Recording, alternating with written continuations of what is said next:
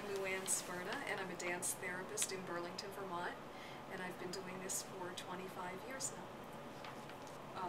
One is definitely that it includes the body in therapy, so it's not just from the head up and a thinking-based therapy, though we draw on, other types of methodologies and theories. We bring in the body, and we were one of the earlier forms of therapy to do that. And there's a rich body of research, clinical research behind that to validate it. And now with the latest in neuroscience research, it's even more exciting because it's really validating that where dance therapy had its roots in the beginning, often intuitively, neuroscientifically is shown to be beneficial. For example, maybe you've heard of mirror neurons and the mirroring. Well, the early developers of dance therapy really were focused on the idea of mirroring and movement empathy, movement synchrony. So that is really important in dance therapy, and now a lot of therapy is going in that direction, and we've been there from the start. Like I said, so we have a lot of research and study and clinical expertise that's been built on that for a long time. Talk is an integral part of dance therapy. It's not like going to a dance class where a teacher just tells you what to do, though, or how to do it. Dance therapy can have talk on many levels. Naturally, when someone first comes in, we use talk to gather history, to find out the reasons for being here, and set up some goals that we would be working on together, a direction to go in. And then throughout the therapy process, sometimes we talk more than others, sometimes movement is enough, but often as a therapist, I might use talk. I talked about mirroring a moment ago, to mirror and reflect back to people, or help them to sort of give another type of form to what they experience through movement in their bodies, so it's uniting cognitively and physically the processes that they've just experienced. Or maybe even just talk to give suggestions. What if you tried this or that as we're moving, or so and people are talking while they're moving too often, so it can be a dialogue or a back and forth kind of process. Sometimes it's completely silent. We're just moving, and that's all that needs to happen sometimes, that people are able to integrate what happens on just a movement level, but not always. And we're there to help bring that integration together for them with words if need be. Every patient you see, you learn something about yourself from, because therapy is a dialectical process. So there's that level where you learn about yourself through the dialect, and then whether it's a moving or a talking process. But also, for me in particular, slowing down can be important, to have faith in the process, to not just look for results, but look at what the process itself is creating or bringing together for somebody. It varies naturally, from person to person, and why they're here and where they're at initially. On a sort of a meta level, there's kind of a developmental process of establishing trust, and a lot of that can occur through the empathy, the mirroring, and then there's a sort of a process that you see often where persons put their faith in the therapist and idealize the therapist, but then gradually come to learn more about themselves and trust themselves and find solutions for themselves, and just like a toddler, kind of go through a process then of separating someone and becoming able to be more independent, trust themselves, because we don't want people to be in therapy forever.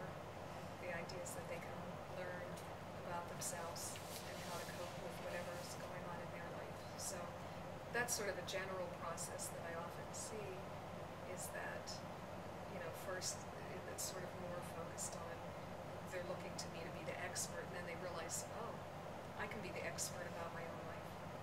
So I'm passionate about it, or I wouldn't be a practitioner. That I encourage people to, no matter if it's dance therapy or some other form of somatic or mind-body therapy or classes or whatever, to not forget to incorporate the body. We tend to be so, neck up and intellectual and focused on our computers and not moving these days, that it's really important to not leave our bodies behind. So this is my dance therapy studio. Size isn't always necessarily important in dance therapy like it might be in a dance class. We want to have room to move freely, but also a sense of containment and safety in some way in setting up the space. So I have stuffed animals, and I have a little family of puppets. So sometimes a stuffed animal can provide safety, a sense of comfort, or it can be a character in a person's life. It's the same with the puppets, in acting situations or family of origin kinds of events. It can be helpful. And then I have art materials, because dance therapy is an expressive art therapy, just like music therapy and art therapy, for example. And they all overlap. So sometimes when people can't use words, we use movement and art, or if they're uncomfortable moving, we might start with some art or some other expressive form or music as a way to help. Again, with words, art can help to concretize an experience. Some fun stuff here, like stretch bands. We use stretch bands in dance therapy, and scarves for self-expression, or scarves sort of can be a lot of things. We can express ourselves with scarves, or we can hide or sort of cover up. And in the same vein, somewhere in here is body soft. Sometimes it's easier to be witnessed or seen, sort of in the safety of a cocoon, or I've had folks climb in and find themselves sort of rebirthing themselves by finding their way out again spontaneously, which has symbolic meaning to it in terms of where they are in their life. And then there are instruments and balls, drums for rhythm, or enacting something maybe through drumming. And I tend to keep the walls plain white, just so that it doesn't sort of intrude onto somebody's own psyche, their own experiences. It's sort of a blank slate for them. Looking at developmental movement patterns that have been identified clearly in all humans, but things can happen to thwart those, which can interfere with relational or psychological development. So it's kind of a groundwork, a framework, a tool.